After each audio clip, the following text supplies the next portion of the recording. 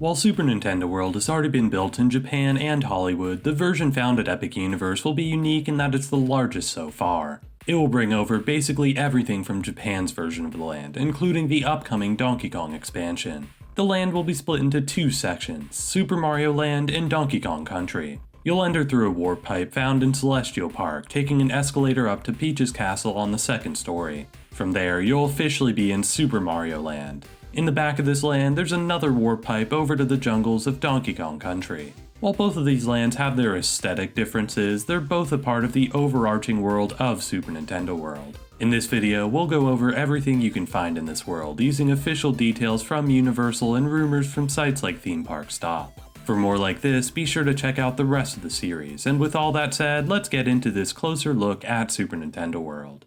Let's start with Donkey Kong Country and its star attraction, Minecart Madness. This family-friendly roller coaster boasts an exciting new ride system that makes it look like you're jumping over gaps in the track. This illusion is achieved through the real coaster track being placed beneath the fake ride track, with the former meant to disappear and blend into the scenery. On the ride, you'll be helping Donkey Kong protect the golden banana from the villainous Tiki Tak tribe, as seen in Donkey Kong Country Returns. According to Universal, this ride won't feature any screens, which could mean we see physical theming like animatronics to help tell the story. The height requirement for Minecart Madness is only 36 inches, which is surprisingly low for a roller coaster like this. The ride seems to also feature an express pass entrance and a single rider line, which is a huge perk for those looking to skip the wait. While there's still a fair amount we don't know about this ride, what we do know suggests that this should be a very exciting attraction. We do know a lot more about the next two rides though. Yoshi's Adventure can already be found at Universal Studios in Japan, and it should be very similar here at Epic Universe. On this slow-moving dark ride, you'll be riding your own Yoshi, exploring the heights of Super Nintendo World. On the way, you'll be on the lookout for 3 colored eggs, hitting a corresponding button each time you find one. If you're able to find them all, you'll earn points on your power-up band, which we'll get into later in the video. For now, just know this ride will have a minimum height requirement of 36 inches, making it perfect for guests of all ages. Last but not least, let's talk about the star attraction in this land, Mario Kart Bowser's Challenge. This ride can already be found in Japan and at Universal Studios Hollywood, where I got to experience the attraction for myself. On this ride, you'll be competing against the Bowser team in a race across the Mushroom Kingdom. The ride will take you through multiple courses from Mario Kart 8, including Mario Circuit, Twisted Mansion, and of course Rainbow Road.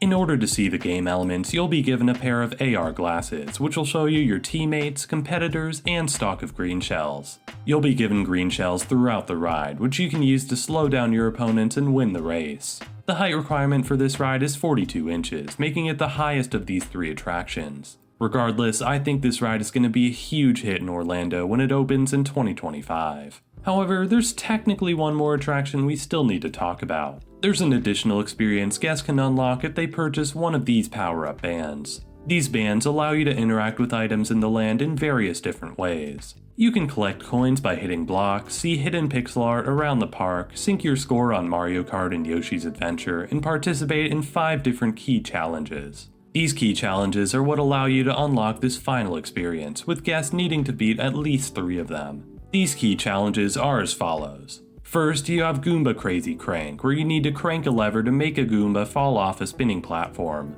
Next, you have Piranha Plant Nap Mishap, where you'll need to move quickly and silence all the alarm clocks to keep the Piranha Plant asleep. Third, you have Koopa Troopa Power Punch, where you'll need to hit a POW block at the perfect time to send the shell upwards. Fourth is Babam Kaboom Room, where you'll need to bring together pieces of a key coin in order to collect it. Finally, there's Thwomp Panel Panic, where you'll need to match all the colors on the panels to complete the challenge. If you manage to complete at least 3 of these, you'll unlock the final challenge, Bowser Jr.'s Shadow Showdown. Here, you'll enter Bowser Jr.'s lair, where he's keeping the stolen golden mushroom. You'll work together with other guests in order to dodge obstacles and throw fireballs at Bowser Jr.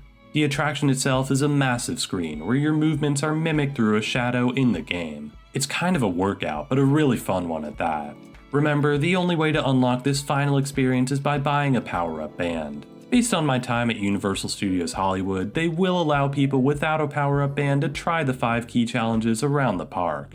However, Bowser Jr. Shadow Showdown is an exclusive experience only for those who have purchased the band. You'll be able to purchase one of these bands at either one of the gift shops around the park or one of the kiosks around Super Nintendo World. At Universal Studios Hollywood, these bands go for around $42, and I'd expect the price to be similar here. As for which ones you can get, there should be bands themed to Mario, Luigi, Peach, Daisy, Toad, Yoshi, Donkey Kong, and Diddy Kong. The bands can also be used as amiibo when you're home, which makes them a bit more than just an interactive element to use at this park. Speaking of, when it comes to Donkey Kong Country, we still don't entirely know what the power-up bands might be used for. The video posted by Universal does showcase some kind of drum kit, which makes it seem like a possible challenge, but it's unclear right now.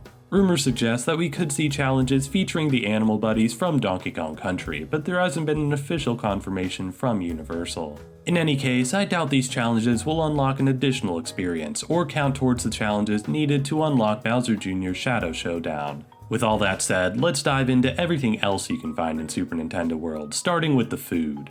The biggest and most exciting location is Toadstool Cafe, which can already be found at the other two Super Nintendo Worlds. This quick service location is surrounded by screens, which showcase Toads going about their daily lives, occasionally interrupted by Bowser and his minions. When it comes to the food, the offering should be pretty similar to Hollywood's version, featuring burgers, salad, soup, and more. Another similarity to Hollywood's version should be the reservation system, considering just how crowded this location can become. Despite this version likely being bigger, the demand to dine here should mean that you'll need to place a reservation once you're in the park. That hasn't been confirmed yet, but I think it's a safe bet.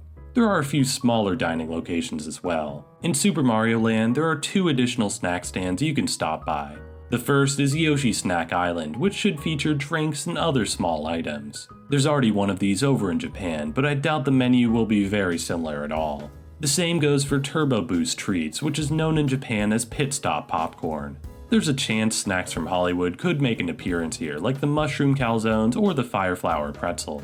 Otherwise, it's still unclear what these locations may offer. One last snack stand we might know about is the Bubbly Barrel, located in Donkey Kong Country. The name for the stand hasn't been officially confirmed yet, although it can be seen in renderings posted by Universal. Based on the name, I'd expect this location to offer some sort of fruity drink, but we'll have to wait and see for sure. Staying in Donkey Kong Country, let's talk about the shopping options in the land. Funky's Fly-In Buy is another unconfirmed location seen in renders, which should offer a fair share of Donkey Kong merchandise. As for the Mario stuff, there's the main store, 1UP Factory, and the exit gift shop for Mario Kart called Mario's Motors. Both of these should have similar merchandise to what's found in Hollywood, including the power-up bands. As mentioned before, there will also be a couple kiosks throughout the land where you can purchase these bands. Before we wrap things up, let's quickly discuss the meet and greets throughout the land. Like at Universal Studios Hollywood, you'll have the opportunity to meet Mario and Luigi at the center of the land, Peach at her gazebo, and Toad next to Peach's castle.